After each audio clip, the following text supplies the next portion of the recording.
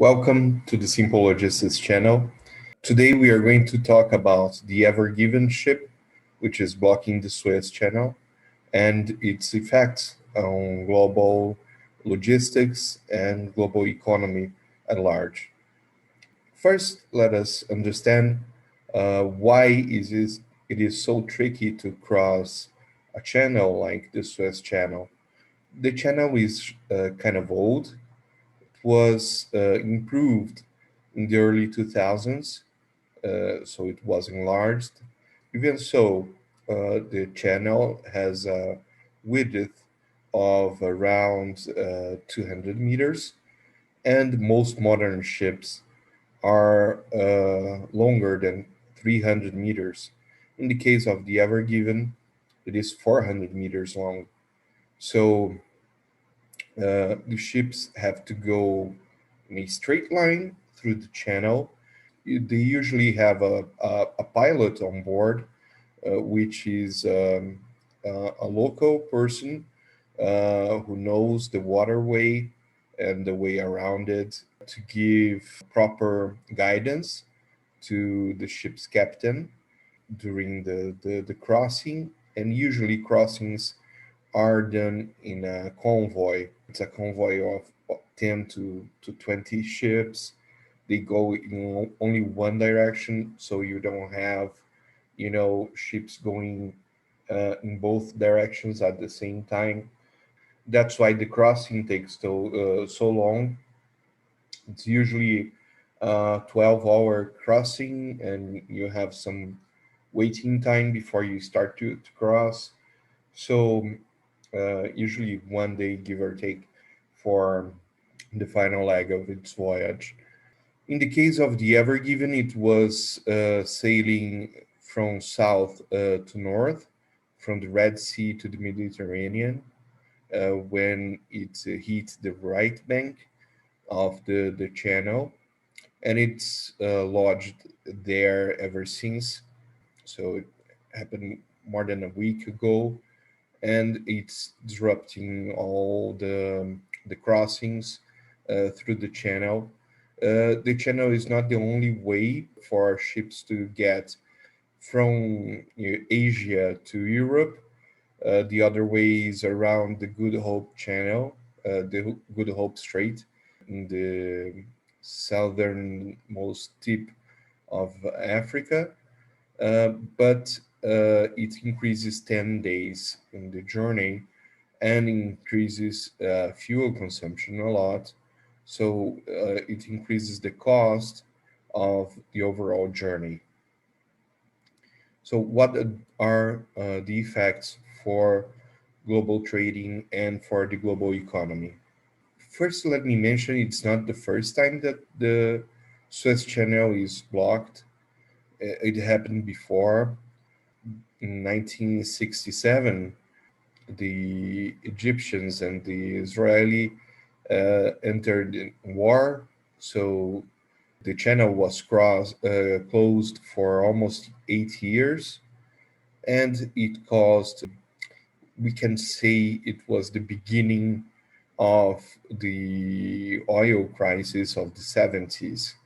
So it's not the only factor, but it's one of the factors that caused a lot of economic uncertainty and economic downturns during the 70s.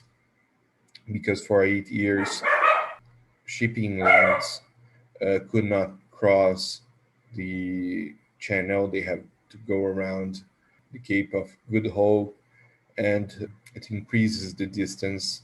It changed the global economy overnight.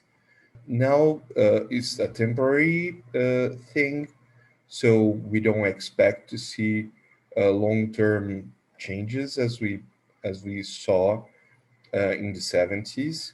I expect that the ship will be dislodged in a matter of days now. We are talking, today is March 28th, 8th. So I expect the ship to be dislodged in 1 day or two. And when it happens, sailing through the channel will resume. There will be backlogs, but in 1 month or two, the situation will be back to normal. So the immediate economic effects that I see are increase in freight rates for now, reduced container availability for the next few weeks, but all those things will go back to normal in a few weeks' time, a few months' time tops.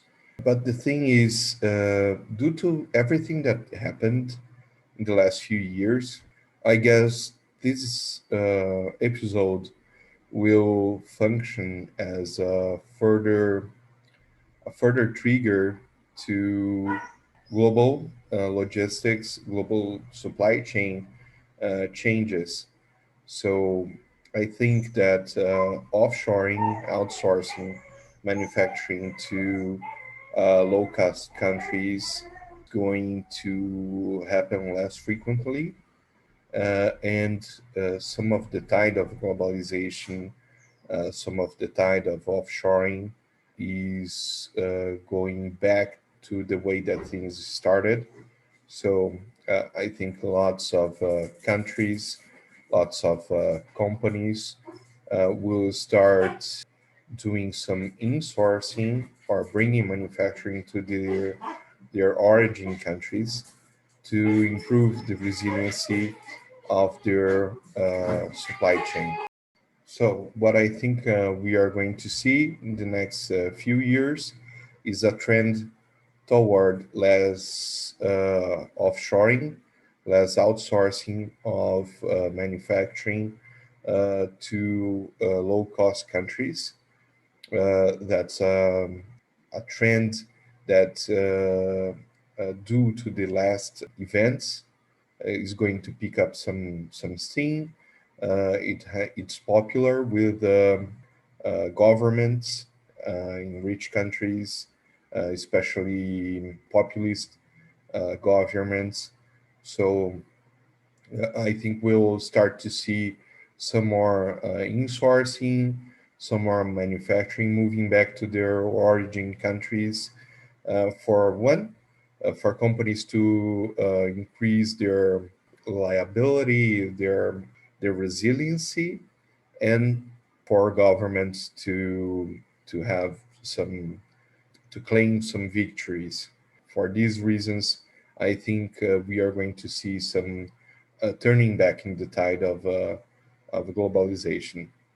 I hope it doesn't last long. I hope this trend remains weak, but it's what we are beginning to see, due not only to the blocking of the Suez Channel, but due to the pandemic and due to the whole political and economical environment.